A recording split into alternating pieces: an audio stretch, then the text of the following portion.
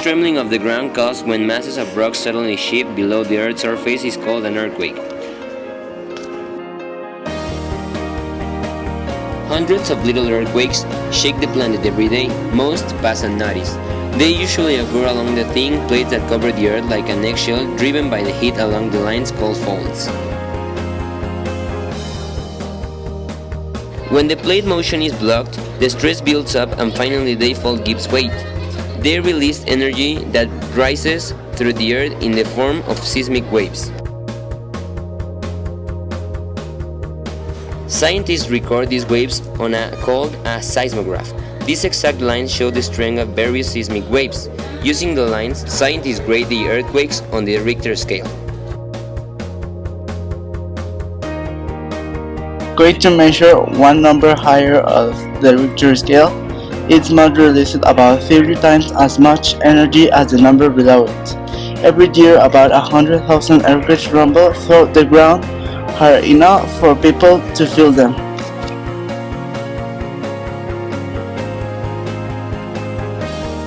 While a powerful earthquake can be devastating, an average about 10,000 people die each year as a result of earthquakes.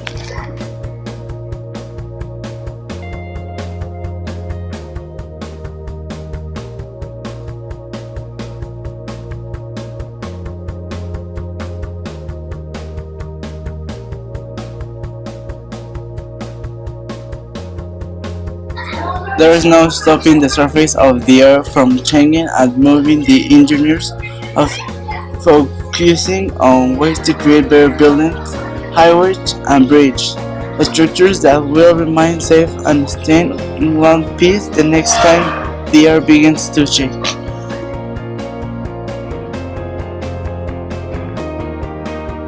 An earthquake has many topographical and geological consequences. One of the most important are the aftershocks. The aftershocks are the earthquakes that occur after the main earthquake. Another consequence only occurs to the zones near to the oceans, the tsunamis. A tsunami is the displacement of water that makes destructive waves on the oceans. And the last are explosions or fireplaces. This consequence can have place if the gas or electricity installation broke and produced fire.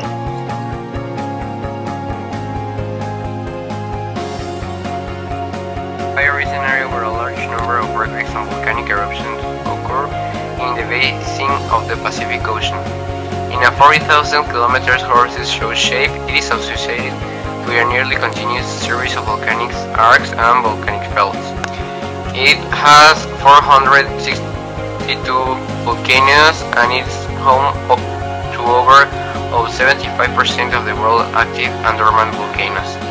It is sometimes called the Circum-Pacific Belt or the Circum-Pacific Seismic Belt.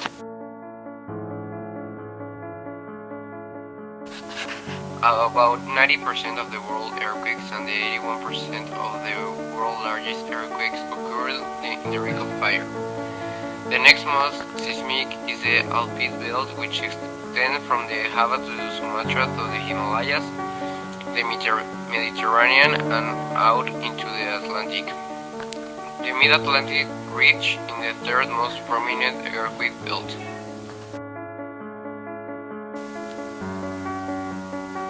The Ring of Fire is a direct result of plate tectonics and the movement and collision of lithospheric plates.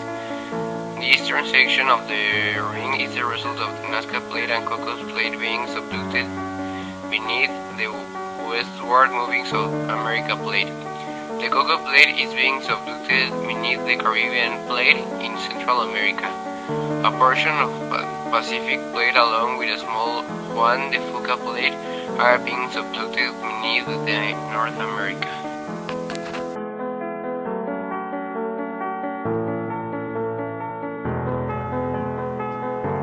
On September 19, 1985, a powerful earthquake shook Mexico City, leaving 10,000 people dead, 30,000 injured, and thousands more homeless. At 7:18 in the morning, the residents of Mexico City were surprised by an 8.1 earthquake, one of the strongest to ever hit the area. The effects of the quake were particularly devastating because of the type of ground upon which the city sits. The earthquake on September 19 lasted for nearly 3 minutes. It caused several old hotels, including the Regis, Versailles, and Romano, to crumble. A building at the National College of Professional Education fell, trapping hundreds of students. Many factories in the city also could not stand.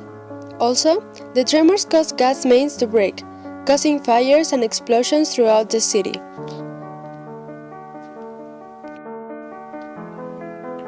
When the damage was finally assessed, 3,000 buildings in Mexico City were demolished and another 100,000 suffered serious damage.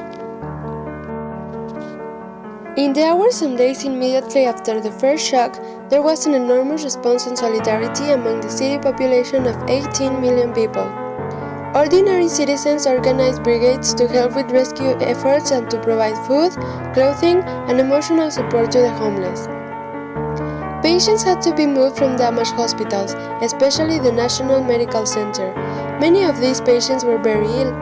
1,900 patients were successfully moved from here, without any deaths, in just 4 hours. More than 4,000 people were rescued alive, and 9,600 injured people received treatment.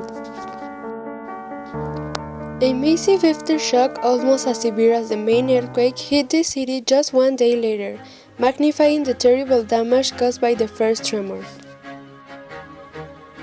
The rescue operation continued to find survivors up to a week later. The Mexico City earthquake was the most catastrophic in the country's history. More than 10,000 people were killed, 30,000 were injured, and large parts of the city were destroyed. The earthquake caused landslides, rockslides, and sand blows, opened cracks in the ground, and damaged or destroyed buildings. In Mexico City, 412 buildings collapsed and another 3,124 were seriously damaged. About 60% of the buildings were destroyed at Ciudad Guzman, Jalisco. Between 3 million and 4 million in damage was caused by the quake.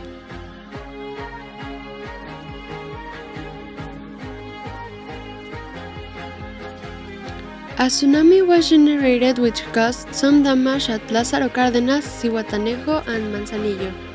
Estimated wave heights were about 10 feet at Zihuatanejo and 9 feet at Lázaro Cárdenas.